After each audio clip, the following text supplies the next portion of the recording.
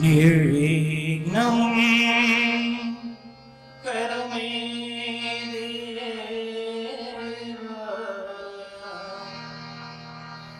देवा सर्वकार्येषु सर्वदा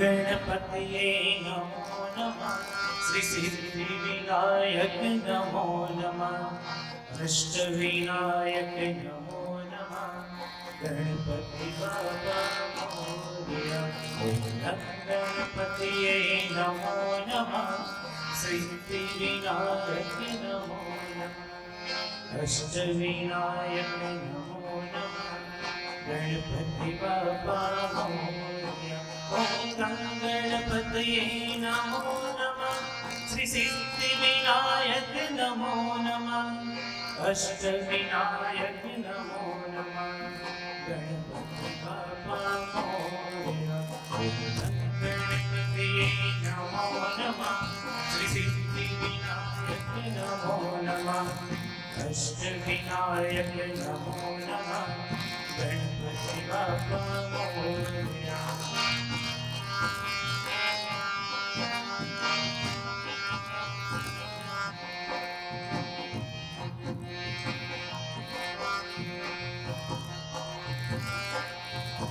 ओम गणपतये नमो नमः श्री सिद्धिविनायक नमो नमः अष्टविनायक नमो नमः गणपति बाबा मोरया ओम गणपतये नमो नमः श्री सिद्धिविनायक नमो नमः अष्टविनायक नमो नमः गणपति बाबा मोरया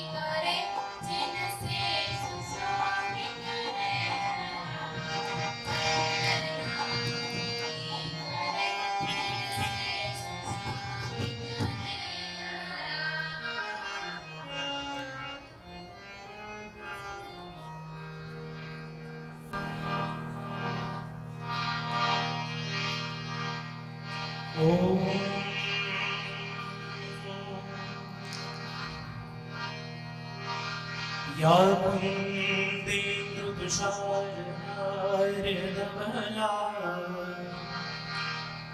या शुभ्रवस्त्रावृता या वीणावरदण्डमण्डितकरा या श्वेतपद्मासना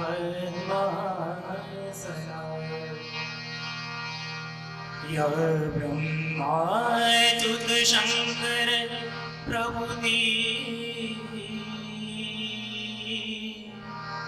देवै सदा वन्दिता सा मा पातु सरस्वती भगवती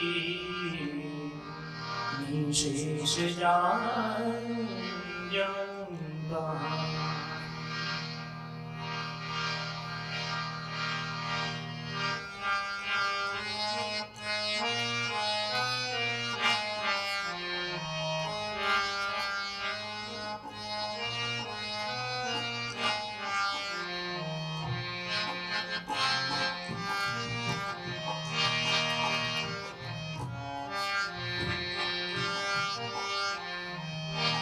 हूँ करूँ विनंती आपने, हूँ करूँ विनंती आपने कि सुधार जो मारी मती माँ सरस्वती माँ भगवती माँ सरस्वती माँ भगवती।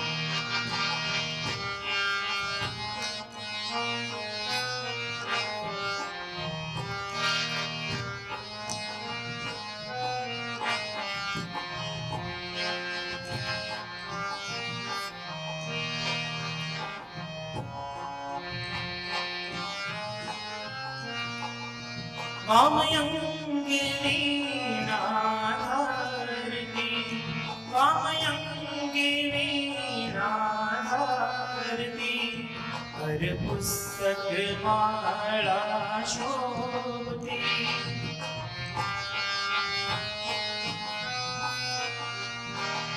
सोहे सवारी हंसनी सोहे सवारी हंसनी श्रुत ज्ञाननी चौवटीपति माँ सरस्वती माँ भगवती माँ सरस्वती माँ भगवती।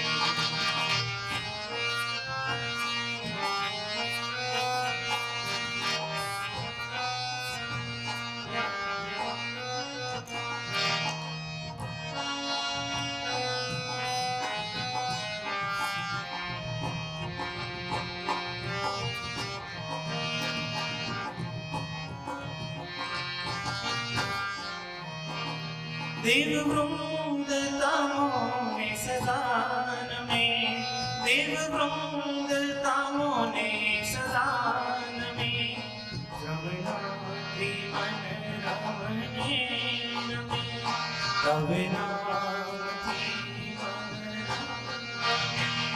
करुणामयी भवतारिणी करुणामयी भवतारिणी मुझ तमति नीरने वाली माँ सरस्वती माँ भगवती माँ सरस्वती माँ भगवती।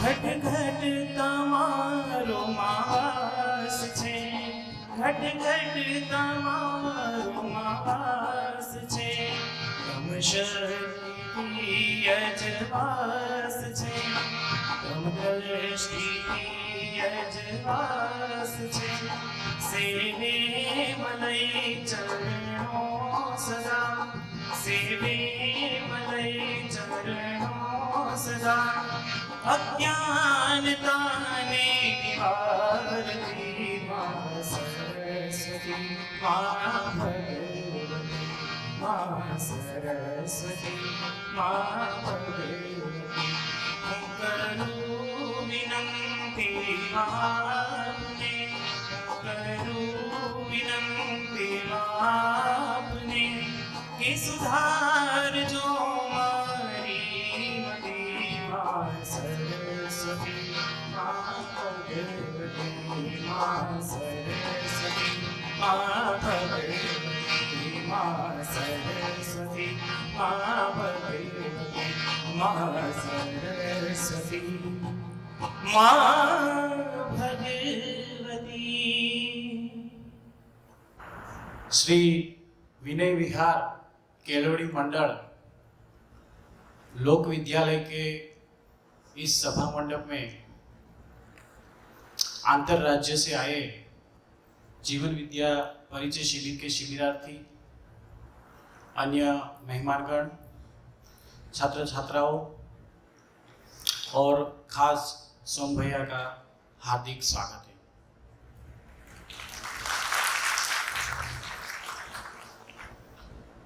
कल देर रात तक सभी मेहमान लोग आ गए। सुबह तक खुशी का पार न रहा कि रात तक भी सब पहुंच गए।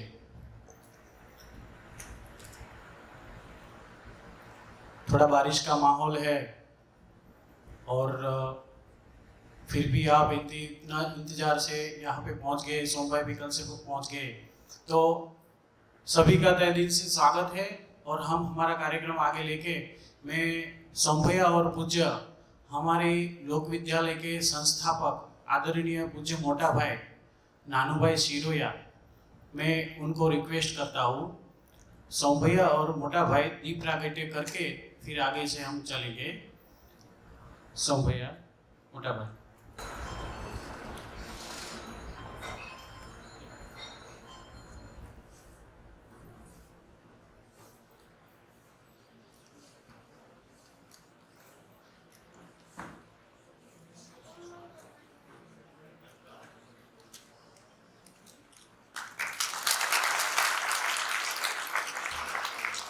तालियों की नाद से इस भारतीय परंपरा की रीति को हम बढ़ाएंगे।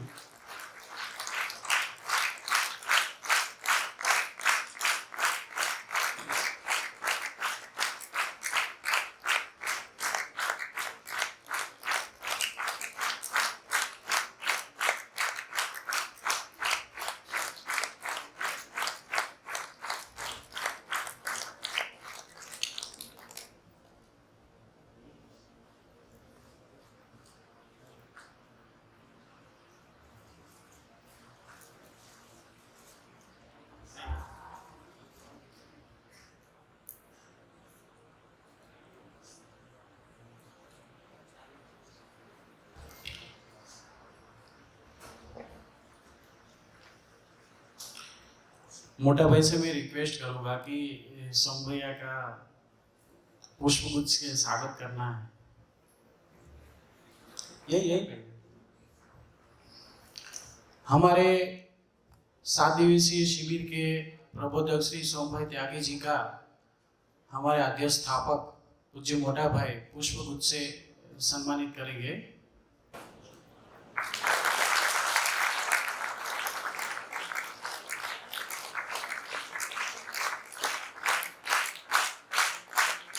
उन्नीस से पूज्य मोटा भाई ने यहाँ पे पहला पत्थर रखा और आप अभी जो भी प्रकल्प देख रहे हैं उसी की देन है। अभी 85 इयर्स ओल्ड, सुबह 5 से लेके ऑलमोस्ट ऑन ड्यूटी ही समझो। उसकी लाइट, उसकी ऑरा, उसका पोटेंशियल आप देख पाएंगे। बहुत बहुत धन्यवाद पूज्य मोटा भाई सोम भाई त्यागी जी का। और यहाँ पे जो भी विविध प्रकल्प चल रहे हैं सभी डिपार्टमेंट के हेड के मैं रिक्वेस्ट करूंगा सोम भैया जी का स्वागत करेंगे। हमारे माध्यमिक शाला का डिपार्टमेंट जो है उसके आचार्य श्री चेतन भाई को मैं रिक्वेस्ट करूंगा सोम भैया जी का पुष्पगुच्छ से स्वागत करेंगे। आचार्य श्री चेतन भाई। તાલીઓ કી નાદ મુકેશભાઈને હું વિનંતી કરીશ કે સોમભાઈનું સ્વાગત કરશે. મુકેશભાઈ.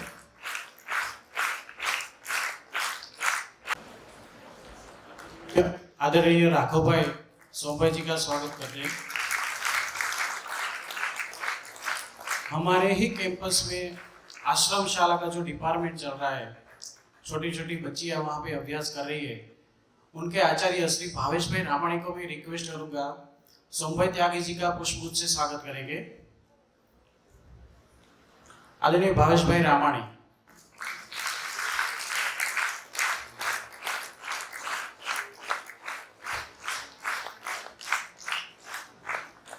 इसी कैंपस में प्राइमरी से लेके कॉलेज तक का प्रकल्प चल रहा है. यहाँ पे हमारे यहाँ पे आरएमडी महिला कॉलेज चल रही है, बीए बीकॉम डिपार्टमेंट चल रहा है. उसके इंचार्ज आचार्य श्री दिनेश भाई वाजा सोमभाई जी का पुष्पगुच्छ से स्वागत करेंगे. दिनेश भाई वाजा.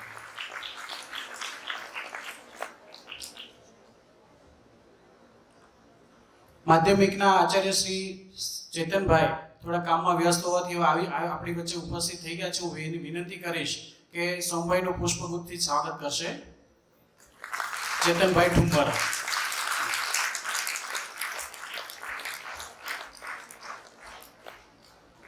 આજના સમયને ધ્યાનમાં રાખી શૈક્ષણિક કાર્યમાં નવી ઊંચાઈઓને હાંસિલ કરવા માટે પૂજ્ય મોટાભાઈની દીર્ઘદ્રષ્ટિને આભારી આપણી જ સંકુલમાં મહાવીર વિદ્યાલય સેલ્ફ ફાઇનાન્સ ડિપાર્ટમેન્ટ કાર્યરત હોય એમના આચાર્ય શ્રી રસિકભાઈને હું વિનંતી કરીશ કે સોમભાઈ ત્યાગીજીનું પુષ્પગુચ્છથી સ્વાગત કરશે. મહાવીર વિદ્યાલયના ઇન્ચાર્જ રસિકભાઈ.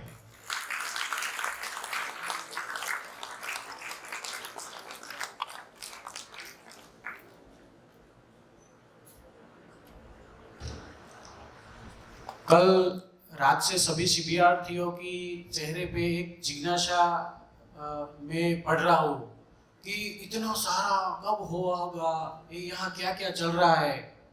तो मैं मेरे ही साथीदार कार्यकर को मैं रिक्वेस्ट करूँगा कि हमारे संस्था का शॉर्ट में आपको परिचय कराएंगे. जितेश भाई व्यास, हमारी संस्था में जो जो प्रकल्प चल रहे हैं थोड़ा शॉर्ट में उसका परिचय कराएंगे आप. जितेश भाई व्यास.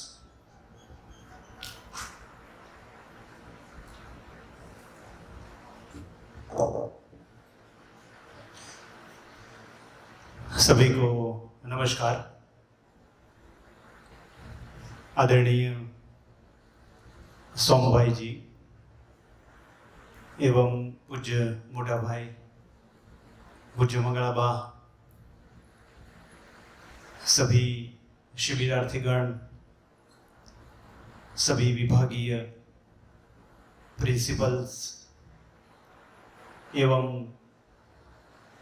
हायर सेकेंडरी और कॉलेज के और मास्टर डिग्री के सभी बहनें और बाहर से हमारा निमंत्रण स्वीकार करके आए अतिथिगण, सभी को विनय विहार केलवनी मंडल की ओर से प्रणाम. वालुकड़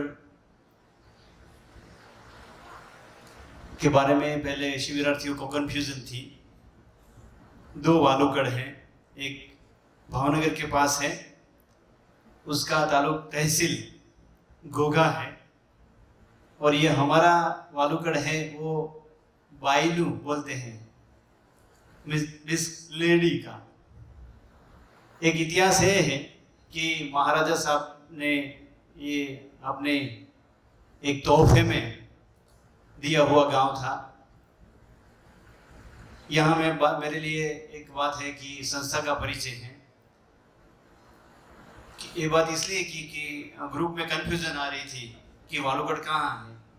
फिर भाई श्री आदरणीय भाई श्री सुरेश भाई ने एक मैप भेजा. आप जिस जगह हम लोग इकट्ठे हुए हैं, एक वर्षों से की गई तपश्चर्या की फलश्रुति मान सकते हैं. ऐसे ही सब कुछ डेवलप नहीं हुआ, इसके पीछे किसी एक, मैं जोर देकर कह रहा हूँ, किसी एक इंसान की मेहनत है, लगन है और समय ने भी साथ दिया। परिचय से पहले मैं एक बात बता दूं कि पूज्य नानूभाई शिरोया, जिसको मोटा भाई कहते हैं, तो मोटा भाई ने इस संस्था की स्थापना 1963 से की। तब से लेकर आज तक इस जमी की भी ऐसी महक है, ऐसा एक भाव है कि वे जो चाहते हैं वो हो जाता है। एक उदाहरण आपको मैं दे दूं। एक महीने पहले भाई को एक ख्याल आया कि इस कैंपस में एक एम्बुलेंस की जरूरत है। तो हम लोग बैठे थे, तो एक सोच रखी कि एक एम्बुलेंस आ जाए तो कितना अच्छा होता।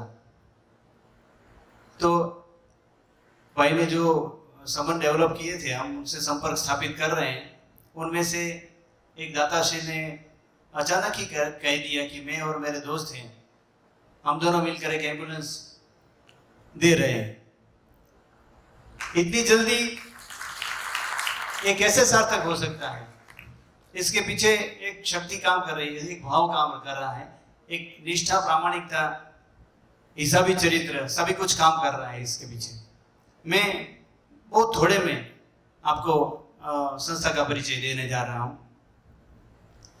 जीवन विद्या के पाठ सिखाती हुई एक स्वच्छ, सुंदर, सामाजिक और राष्ट्रीय संस्था यानी कि विनय विहार केलोरी मंडल वालुकड़ लोक विद्यालय, भावनगर जिला के पालिताना तहसील के वालुकड़ गांव में 1963 से कार्यरत प्राथमिक कक्षा से लेकर पोस्ट ग्रेजुएट तक का शिक्षण और मानवीय मूल्यलक्षी शिक्षण प्रदान करती हुई संस्था लोक विद्यालय के परिसर में त्रिवेणी संगम के समान सर्वांगी विकास की इमारत तैयार की गई है। यहाँ बच्चों के बीच निवास करते हुए संस्था के स्थापक एवं शिक्षणविद श्री नानूभाई शिरोया ने संवेदना सभर श्रेष्ठ नागरिकों का निर्माण करके राष्ट्र को समर्पित किया है। यहाँ अभ्यास के दौरान बालक शिक्षण के अलावा जीवन लक्ष्य मूल्यों एवं समूह जीवन की भावना, स्वच्छता का आग्रह, सदाचारी और पर्यावरण प्रेमी बनता है। इस संस्थान की अन्य प्रवृत्तियों में प्राइमरी, हायर सेकेंडरी, संकुल, होम साइंस, यंत्र विद्या, फूड एंड न्यूट्रिशन, डेयरी विज्ञान, college, post graduate centre, district level sports school, वडील सेवाश्रम, परिवार मंदिर, गौशाला, कृषकों के लिए टिश्यू कल्चर लैब जैसे विभाग सुबह से लेकर रात तक अनेक प्रकार की प्रवृत्तियों से सफर रहते हैं। इसके द्वारा पाठ सीखती बेटियां, उनके कलरव से गूंजता वातावरण भारत के उज्जवल भावी का दर्शन कराता है। बहनों के लिए यहाँ पर गृह जीवन विज्ञान के एक अति आवश्यक विषय की शिक्षा व्यवस्था है, जिसके लिए एक प्रयोगशाला भी कार्यरत है। गृह सजावट, चाइल्ड रेयरिंग, रसोई शास्त्र, बुनाई जैसे तालीम लेकर बहनें एक सफल गृहिणी बन सकती हैं।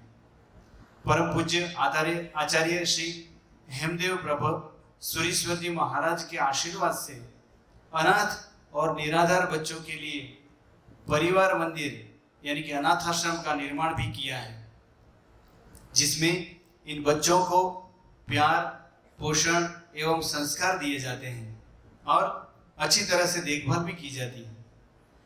डिस्ट्रिक्ट लेवल स्पोर्ट्स स्कूल में हैंडबॉल, हॉकी, टेबल टेनिस जैसे खेलों का प्रशिक्षकों द्वारा उत्तम प्रशिक्षण दिया जाता है।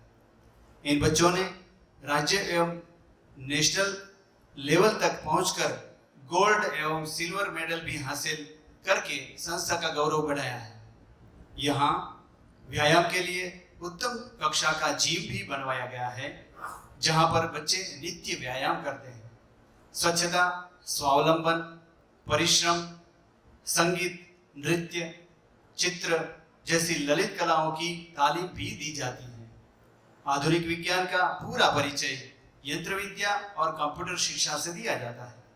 इन विभागों में आज करीब 1500 छात्र छात्राएं निवास शिक्षण व्यवस्था में जीवन शिक्षा के पाठ सीख रहे हैं। हमारा उद्देश्य है मानव जीवन के अस्तित्व की पहचान हो और मानवीय पूर्ण आचरण से न्याय, धर्म, सत्य, प्रेम, करुणा और नियम नियंत्रण संतुलन से जीना हो जाए, ताकि हर मानव सुख, शांति, संतोष, आनंदपूर्ण, उत्साहपूर्वक जी सके। यहाँ न केवल विषयों की जानकारी, लेकिन जीवन के हर पहलुओं को उजागर करने वाली जीवन शिक्षा यहाँ पर दी जाती है। ऐसा हमारा ये लोक विद्यालय में आपका सभी का स्वागत है। Thank you very much.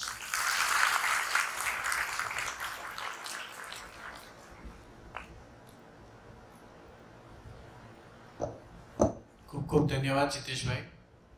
अभी आपको जो शब्द में पिरसा गया, ये हमारी यजमान के तौर पे जरूरी था, लेकिन उससे जरूरी ये है कि आपको जो भी यहाँ पे है वो आपको दिखेगा ही, और आप लाइव भी देख सकते हैं। जो भी प्रकल्प यहाँ पे है वो आप देख सकेंगे। छोटी मोटी हमारी जो भी व्यवस्था शक्ति थी वो आप देख सकेंगे, उनका दर्शन तादर्श कर सकेंगे। अब हमारा यजमान के तौर पे जो भी था छोटा मोटा, वो यहाँ हम उसका अंत करने जा रहे हैं, शिविर की ओर जा रहे हैं हम।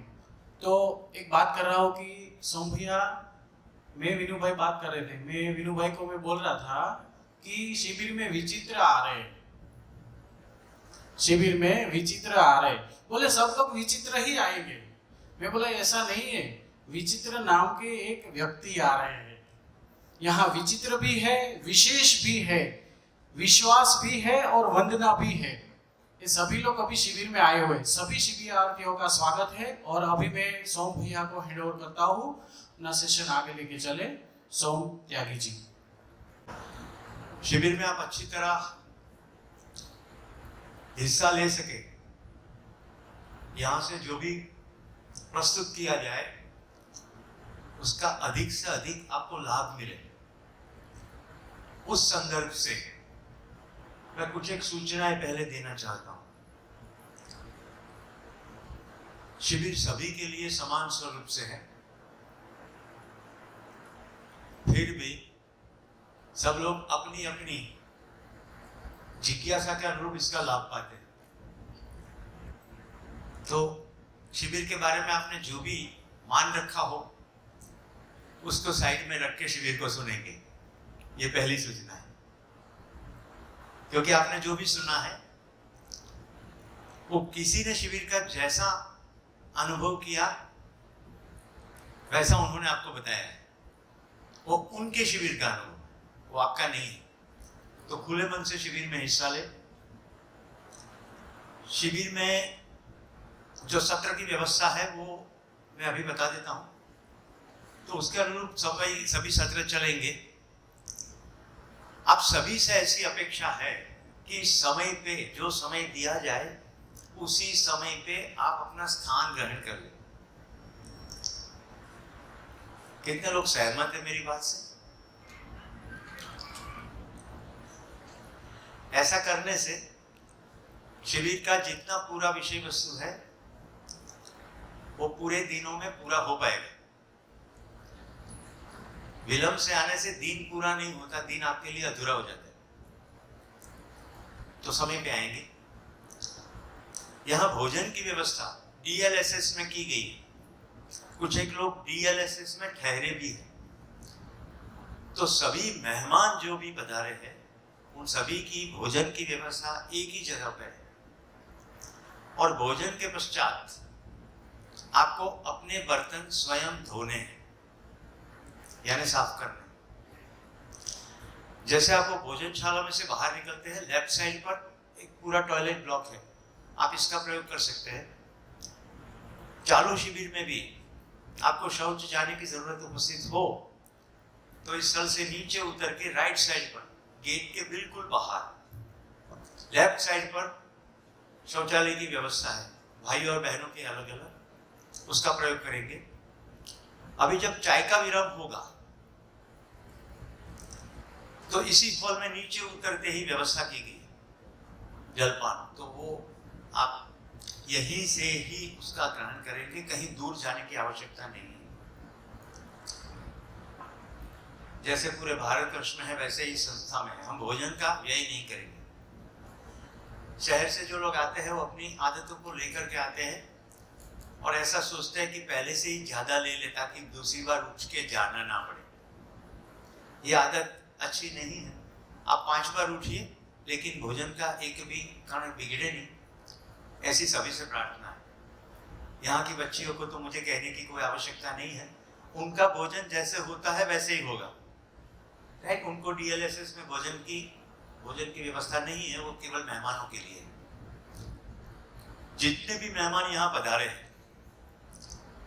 मैं यहाँ 3 दिन से हूँ तो ग्रुप की सूचना भी पढ़ रहा हूँ। यहाँ आवास देने की व्यवस्था में प्रवृत्त 24 घंटे जो काम कर रहे हैं। अभी अभी हमारे बीच में से दिलीप भाई नीचे उतरे, ऐसे ही उपेन भाई, ये लोग लगातार ये व्यवस्था कर रहे हैं। लेकिन कई लोग जिनको शिविर के बारे में कुछ नहीं मालूम, वो पहले से ऐसी अपेक्षा रख के आते हैं या ऐसी रिक्वेस्ट करते हैं कि ये तो मेरा रूम है। ये पृथ्वी हम सभी की कॉमन है, वैसे ही आवास का भी है। तो एक सुचारू व्यवस्था हो इसलिए हमने ऐसा प्रबंध किया है कि एक कमरे में 4 लोग ठहरे, टिपिकली वृद्धाश्रम में। टॉयलेट वगैरह शेयर करें, जहां तक संभव था परिवार को साथ दिया गया, अन्यथा बहनें अलग और भाई अलग। इसके पीछे भी बहुत सरल लॉजिक है। सुबह में तैयारी होने में बहनों को अनुकूलता हो जाती है जब बहनें साथ साथ रहती हो। तो आपको कोई भी रिक्वेस्ट करनी हो तो आप उनसे करिए और फिर धैर्य बना के रखिए। वैसे भी सौराष्ट्र मशहूर है गुजरात में और पूरे देश में मेहमान नवाजी के लिए। काठियावाड़ में कोक दी तू भूलो पड़ भगवान, तू थाने मारो मेहमान तने स्वर्ग बुलावी दो सामला। अगर इस क्षेत्र में हे ईश्वर तू कभी आएगा तो तू स्वर्ग भूल जाएगा, ऐसी मेहमान नवाजी में करूंगा।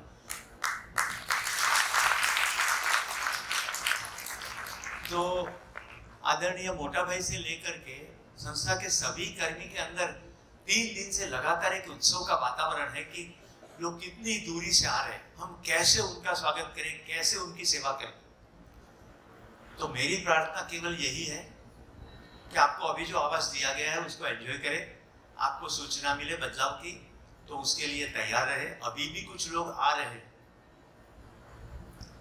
सुशील भाई और जानकी बहन आ गए हो तो हाथ ऊपर कीजिए। हाँ, तो ऐसे कुछ एक लोगों के सीधे संपर्क में मैं रहा जिनको मैं नहीं जानता, अभी मिल रहा हूं पहली बार। तो ऐसे जो दूर से आ रहे, कुछ पूना से आ रहे, कोई बंबई से भी आ रहे, कोई नीचे हैदराबाद से भी आ रहे, वो तो अपनी ट्रेन के अनुरूप आएंगे। तो आप देखेंगे कि आपके कमरे में तो 2 ही बेड है और आप 2 ही इसको पूरा एंजॉय कर रहे हैं। ऐसा नहीं है, उसके लिए प्रबंध है कि वो आएंगे तो आपको बदलाव करने के लिए कहा जाएगा, तो आप इसको स्वीकार करें। राइट, डेली जिसके साथ रह रहे वो तो रह ही रहे, 7-8 दिन के बाद फिर से उसके साथ भी रहना ही है। तो नए दोस्त बने और शिविर ठीक तरह से चले, उसकी व्यवस्था हो। गुजरात विद्युत बोर्ड के अनुरूप यहाँ बिजली आती जाती है। जब बिजली आती है पानी की टंकी भरती है, और जब हम शौचालय का प्रयोग करते हैं और गलती से भी पानी निचकली, उसका हिंदी मुझे नहीं आता, नल या जो भी, अगर वो खुला रह जाता है तो टंकी खाली हो जाती है और बाकी लोगों को दिक्कत होती है। तो बिल्कुल ये ध्यान रखें, वॉश बेसिन, बाथरूम, टॉयलेट, ये सभी के बिल्कुल जो टैप वाटर है उसको बराबर बंद करें, चकली बराबर बंद करें। ऐसे ही बिजली के बल्ब। अभी दिनेश भाई को मैं कहना चाहूंगा, हमने सूचना की जो यादी बनाई थी उसमें कुछ बच गया हो तो।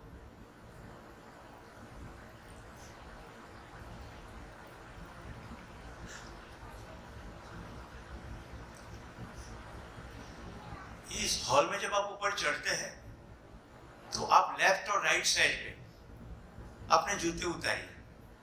और मैं तो ऐसा चाहूंगा कि बाहर से कोई भी जो शिविर में नहीं लेकिन इस संस्था की मुलाकात पे आ रहा हो, बच्चों के एडमिशन के लिए, वो जूतों की व्यवस्था देख के ऐसा सोचे कि ऊपर क्या हो रहा है मैं बैठ जाऊं।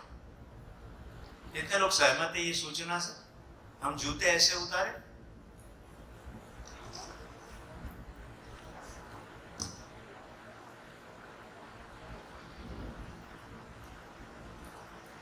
कुछ एक महत्वपूर्ण नंबर में बता देता हूं किसी प्रश्नों की तकलीफ के लिए। जो जीवन विद्या शिविर वालों करके व्हाट्सएप ग्रुप में है वो तो इस नंबर से परिचित है ही, फिर भी आपको कभी जरूरत पड़े 3 नंबर है। एक तो दिलीप भाई, कोई लिखना चाहे तो लिख सकते हैं अपने मोबाइल में, अदरवाइज हर एक आवाज पर ये नंबर प्रिंटेड फॉर्म में चिपकाए हुए हैं, इसलिए आपको लिखने की भी आवश्यकता नहीं है, फिर भी बता देता हूं। दिलीप भाई 9913405599 जो आवास की व्यवस्था कर रहे हैं। वैसे ही दूसरे जितेश भाई जो अभी यहां से संस्था का परिचय दे रहे थे 9428432241। कुछ एक लोग मुस्कुरा रहे हैं क्योंकि कुछ एक लोग नहीं लिख रहे, लेकिन कुछ लोग अभी भी लिख रहे हैं जो मैं यहां से देख पा रहा हूं। दिनेश भाई 9879214020 जो अभी आके बैठे और जिन्होंने मुझे डायरी दी। अब टाइम टेबल,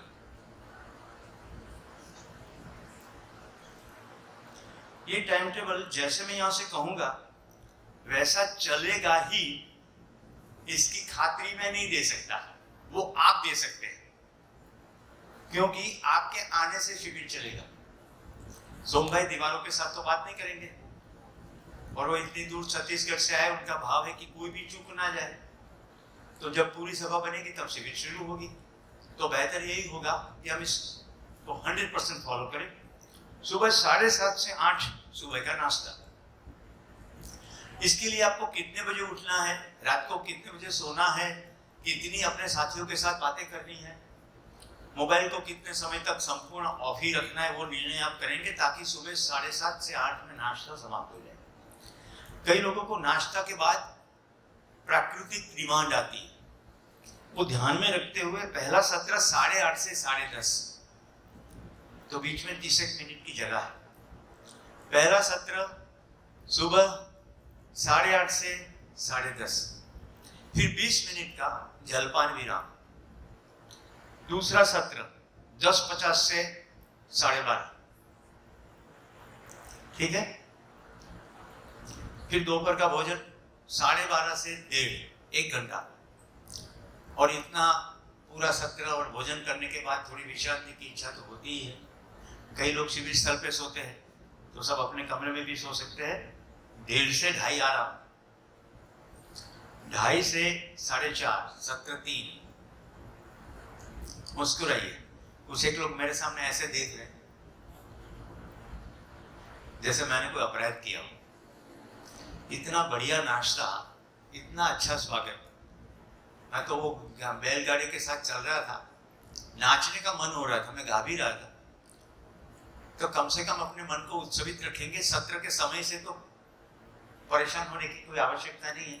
सत्र में शरीर से तो आ जाएंगे, मन से आए तो काम का। 2:30 से 4:30 सत्र 3, फिर 4:30 से 4:50 20 मिनट चाय का विराम। 4:50 से 6 आखिरी सत्र 4। जो भी मैं टाइम टेबल कर रहा हूँ ये ऑलरेडी रख दिया गया है, फिर से अभी रख देंगे, तो आपके व्हाट्सएप ग्रुप में वो रहेगा ही। मेहरबानी करके मैं फिर से दोनों हाथ जोड़ के कहता हूँ, कुछ भी अच्छा लगे ऐसा कोई भी सिंबल ग्रुप में मत रखिए। किसी ने कुछ अच्छा कर दिया ऐसा मत करिए, कुछ भी लिखिए मत, ये केवल व्यवस्था के लिए है। आपको मेरी बात अच्छी लगती है तो मुझे मैसेज कीजिए। पूरे ग्रुप में 400 लोग हैं तो 400 को डिस्टर्ब करने की कोई जरूरत नहीं। कितने लोग सहमत हैं? मुझे कईयों को टोकना पड़ता है कि ऐसा मत करिए, क्योंकि लोग इतने परेशान हो जाते मैसेज देखना बंद कर देते। तो डेली अपडेट रखेंगे, कुछ फर्क होगा तो। जैसे बारिश हुई, जो लोग कल आ गए थे उन्होंने देखा होगा ये पूरा रात्रि को शिफ्ट हुआ है। और आप देख सकते हैं कि इतना पूरा शिफ्टिंग, पूरी सिस्टम को शिफ्ट करना एक बड़ा प्रोजेक्ट है, राइट। रात के 2 बजे तक ये काम चलता रहे तब जाके ये शिविर यहाँ शुरू हुआ। तो कुछ बदलाव होगा, तो बदलाव के अनुरूप सूचना व्हाट्सएप ग्रुप में भी रखेंगे, यहाँ से घोषणा भी कर देंगे। तो 4:50 से 6 आखिरी सत्र और 6:30 से 7:30 सायं भोजन। अब कईयों की आदत होती है 9 बजे खाने की, तो कृपया इस शेड्यूल को मेंटेन करें और किचन में ये रिक्वेस्ट ना करें कि मैं 8:30 बजे खाना खाऊंगा, क्योंकि फिर 8 से 9:30 गोष्ठी होगी। गोष्ठी यानी ग्रुप डिस्कशन शिविर का ये सबसे महत्वपूर्ण अंग है।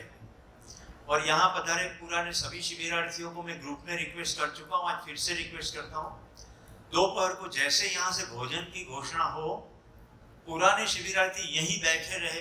मैं उनके साथ विशेष बात करना चाहूँगा गोष्ठी के लिए, कि हम नए शिविरार्थियों को गोष्ठी में कैसे सहायक हो सके।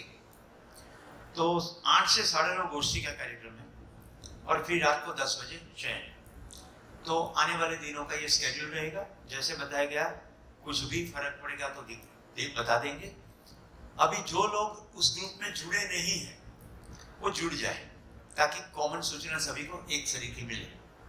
अभी कोई एक परिवार से आया है, अभी परिवार में 3 लोगों को एक जगह रुकवाया गया, 4 लोगों को कहीं और रुकवाया गया। अब सदस्य एक ही उसमें मेंबर है, तो बाकी लोग उसके प्रति ध्यान रखते। शीतल भाई को मैं कब मिलूं ताकि मुझे सूचना मिले, ऐसा नहीं। तो अर्ची भी ग्रुप में जुड़ जाएगी, शीतल भाई भी जुड़े हुए, अलग अलग ठहरेंगे तो भी कोई आपत्ति नहीं। तो आई थिंक मेजर सभी चीजें आ गई हैं। अभी जो बहनें व्यवस्थापन में है उनको मैं रिक्वेस्ट करूंगा, कमल मंगल जी हमारे बीच में है, उन्होंने इन बच्चियों को ध्यान में रखते हुए ऐसा ध्यान में रखा गया है कि अभी 11वीं कक्षा में आप हैं, 11वीं कक्षा, 12वीं कक्षा, first year, second year, third year और शायद एमकॉम तक एक ही नोट का प्रयोग हो, इसलिए आपके लिए स्पेशल नोट्स बनाई गई है, वो आपको दी जाएगी। अभी दिलीप भाई, मैं जो सूचना दे रहा हूँ उसी समय बच्चियों को नोट्स दे दी जाए। जो मेहमान आए हैं, जो यहाँ पढ़ नहीं रहे हैं, वो अभी धैर्य बना के रखे, उनके लिए भी नोट्स है। तो सबसे पहले विद्यालय की बच्चियों को नोट्स मिलेंगे। ये नोट्स में क्या खास चीज है, जीवन विद्या के बारे में जो भी आपको यहाँ से कहा जाएगा उसके कुछ चुने हुए सूत्र है इसमें। आप अपने पर्सनल डिटेल इसमें लिख सकते हैं और इसी नोट को केवल इसके स्टडी के लिए प्रयोग करेंगे। तो शिविर होगा, अध्ययन होगा, बीच बीच में वीडियो सेशंस होंगे, हम लोग बार बार मिलते रहेंगे, आप गहराई से उसमें काम करेंगे। एक ही नोट आपको 5 साल लगेगी। तो ऐसी रिक्वेस्ट है, मैंने यहाँ से सूचना दी है कि नोट की बिक्री हो। जो लोग और मेहमान आए हैं जो नोट पेन नहीं लाए, तो यहाँ से नोट और पेन मिल जाएंगे। जो लाए हैं मेहरबानी करके ऐसा ना सोचे कि शिविर में मिल रहे हैं तो ले ले, राइट। ऐसा ना सोचे, क्योंकि नोट का प्रयोग केवल लिखने के लिए है। तो अगर आपके पास लिखने की सामग्री है तो उसको बचा के रखें। 8 दिन है, आपकी नोट भर जाएगी। मेरा पहले शिविर का ऐसा अनुभव है कि पूरी नोट भर गई और दूसरी लेनी पड़ी। तो आपकी जो अभी चल रही है उसको चलाए। जो पुराने शिविरार्थी अपने नोट्स लेके आए उसी का ही प्रयोग करें, जिनको चाहिए वो नोट्स ले।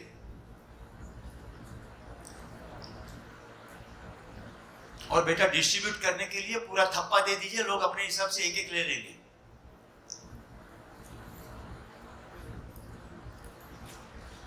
अच्छा, अभी किसी को कोई प्रश्न? तो नोट की बिक्री हो तब तक शिविर के बारे में कुछ और चीजें बता देता हूं। मैंने बच्चियों के साथ तो 3 दिन में अलग अलग समय पर बात की है। नए शिविरार्थी जितने भी आए जरा हाथों पर करें। बहुत बढ़िया। तो शिविर में भैया जी प्रस्ताव रखेंगे, जीवन विद्या के जो विषय वस्तु है उसके बारी बारी प्रस्ताव होंगे। आपको कुछ शंका हो तो आपके सामने विकल्प है प्रश्न पूछ लेने का। 2 प्रकार से प्रश्न पूछ सकते हैं। पहला तो सीधा हाथ ऊपर करते प्रश्न पूछ लें, भैया को अनुकूल होगा तो उसी समय जवाब देंगे। शायद विषय वस्तु में जवाब आगे आ जाएगा तो कहा जाएगा कि आगे इसका जवाब मिलेगा। आपको पूछने में संकोच हो